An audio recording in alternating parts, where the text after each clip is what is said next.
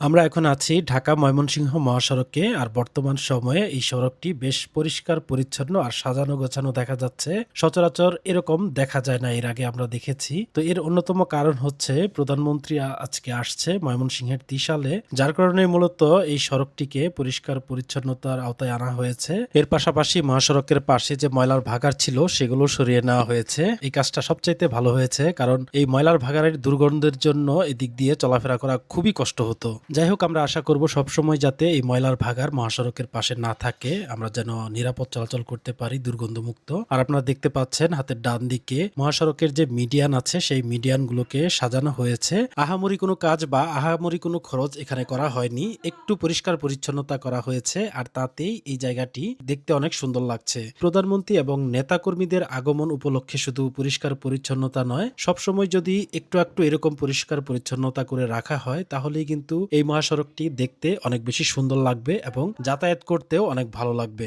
চলুন দেখে আসি এই মহাসড়কের বর্তমান চিত্র।